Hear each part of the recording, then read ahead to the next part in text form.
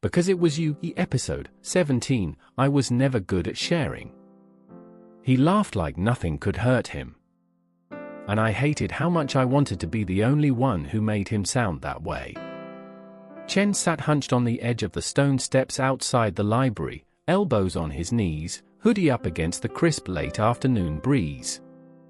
A nearly empty water bottle leaned against his foot, rolling slightly with every gust of wind.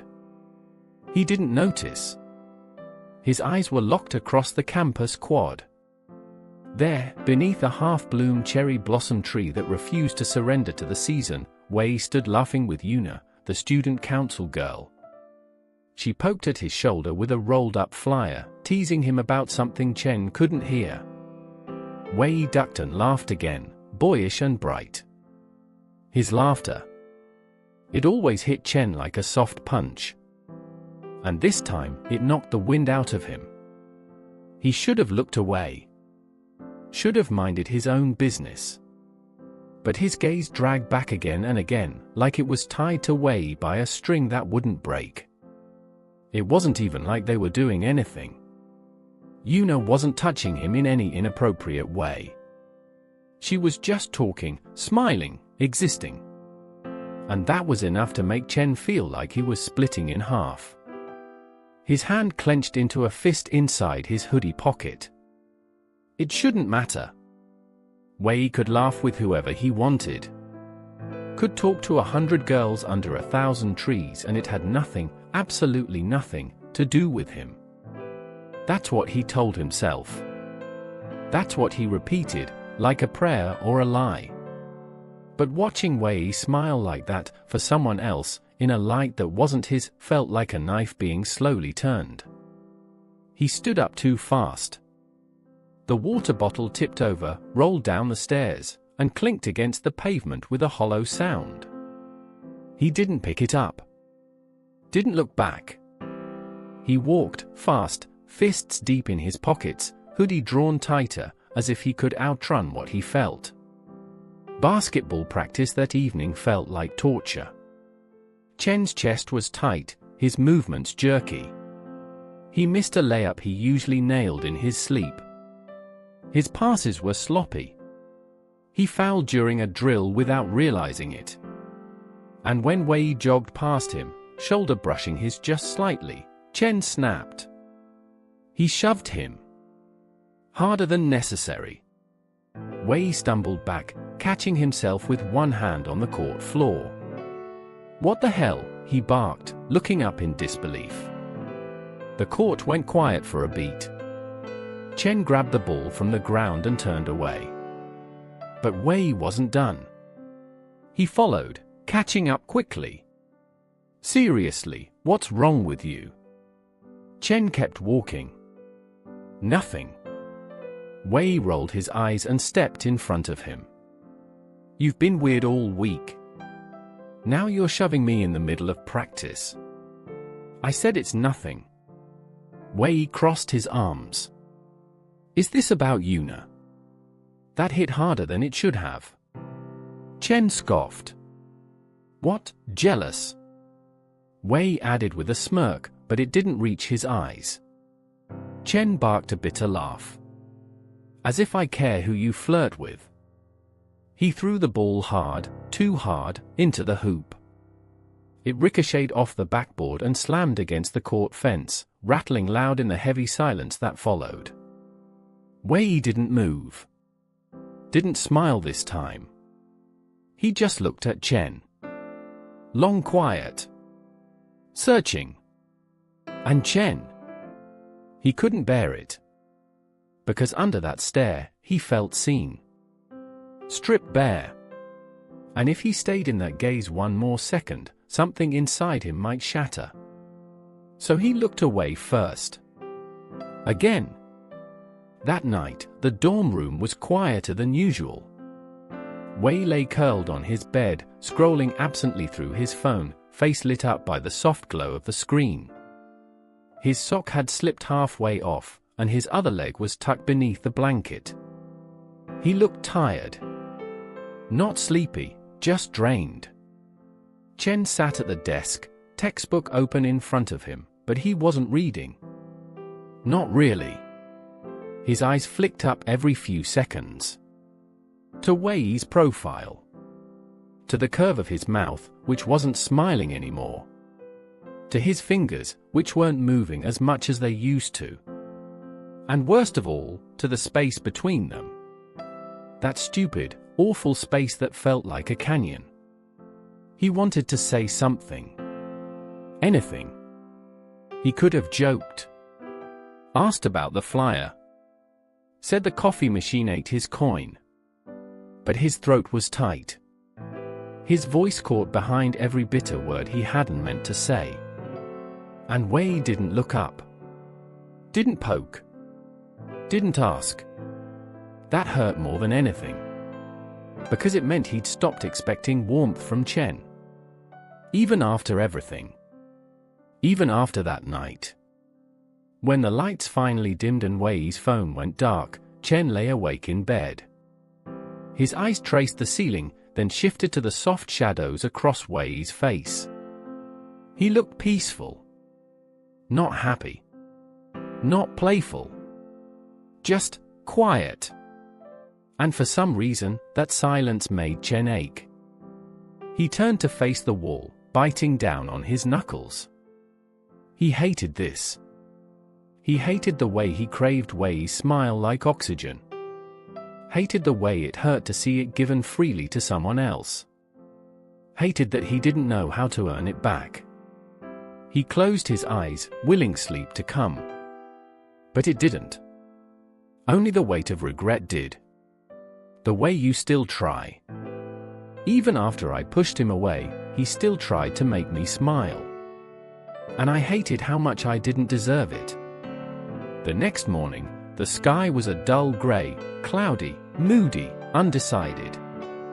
Chen stood by the vending machines near the gym, hands shoved into his hoodie, head tilted back slightly as he stared blankly at the drink options like they'd personally betrayed him. He wasn't thirsty. He was avoiding practice. Or maybe he was avoiding Wei. The air was cold enough to bite, but he didn't feel it. His thoughts kept cycling, over and over, through every word he'd said yesterday. Every look. Every shove. Every bitterage in his voice. And the way Wei had stared at him, soft, searching, like he wanted to understand but didn't know how. Chen's jaw clenched. He leaned forward, resting his forehead briefly against the machine. He wished he knew how to fix this. Or at least how to stop making it worse. Let me guess, a familiar voice chirped beside him. You've been out here debating whether to buy water or caffeine for the past 10 minutes. Chen flinched. Turned. Wei stood there in his jacket and joggers, breath misting lightly in the cold. He looked tired, but he was smiling, just barely. Not teasing. Not sarcastic. Just Wei. Chen didn't answer. Just looked away again. Wei didn't push. Instead, he pulled a coin from his pocket and dropped it into the slot. You're impossible, you know that, he muttered, but there was warmth in his voice. Come on. Coffee fixes everything, right? He punched a random button, and a can clunked into the tray. He scooped it up, wiped a bit of condensation off with his sleeve, then shoved it gently against Chen's chest. On me, grumpy. Chen looked at the can. Then at Wei. Something about the gesture cracked something open inside him. But instead of letting it show, he said, too fast, too sharp. Don't pretend like you care. Silence. Wei's hand froze midair, still half on the can. For a heartbeat, neither of them moved. The air between them stilled. Then Wei let out a soft laugh, empty this time, and pulled his hand back. Right, he said. Wouldn't want to confuse you. He stuffed his hands into his jacket and turned away, walking off without another word. No teasing. No comeback. just quiet footsteps fading across the pavement. Chen stood there, holding the can like it weighed 100 kilos. His throat tightened painfully. He could have said something right then. He could have chased him. Apologized. Explained. But he didn't. He stayed rooted there, knees locked, chest hollow. Because the truth was, he didn't know how to say the words that mattered. And Wei? Wei had already forgiven too much. The rest of the day passed like a blur. They didn't speak at lunch. Wei sat at the far end of the table, laughing with a classmate. It wasn't the same kind of laugh. Not the full-bodied, unfiltered one that Chen knew by heart. It was quieter. Worn. Tired. Chen watched from the corner of his eye, fingers tightening around his chopsticks until his knuckles turned pale. That night in the dorm, the silence returned. Not the soft, comfortable kind from before, but the cold kind. The kind that echoed. Wei sat at his desk, phone in hand, face half-lit by the screen. His hoodie was pulled up like armor, his shoulders hunched inwards. He wasn't scrolling fast. Just flicking through the same app, over and over, like he was looking for a distraction and not finding it. Chen lay in bed, facing the ceiling, pretending to read. The book rested on his chest like a prop. Every few minutes, his eyes flicked over the top of the pages to Wei's profile. Wei didn't speak. Didn't joke. Didn't ask what was wrong. Didn't smile. Chen hated it. He hated the silence. Hated that he caused it. Hated the way Wei had tried to close the distance that morning, and he'd pushed him away again. Eventually, the lights went out. Wei climbed into bed with a quiet sigh, facing the wall. Chen remained on his back, eyes open in the dark. Listening. Wei's breathing was steady but slow, too deliberate. He wasn't asleep. Not really. Neither of them were. The weight in the room was thick. Unsaid things pressed in from every side. And Chen rolled onto his side. Stared into the dark where Wei's bed was. His lips moved before he could stop them. "I saw you, with her," he whispered. The room stayed silent. Wei didn't respond. Didn't move. But Chen hadn't said it to start a fight. He said it because it was the truth. Because seeing Wei laughing under that cherry blossom tree had broken something in him. Not because Wei had done anything wrong, but because Chen realized, with terrifying clarity, that he didn't know how to share someone who mattered that much. He stared harder into the dark. "I'm not good at this." Still silence. Chen closed his eyes. "I didn't mean it. What I said." Another beat of nothing. Then, a quiet rustle. The soft creak of Wei turning in his bed. His voice barely above a whisper. "I know." Chen opened his eyes.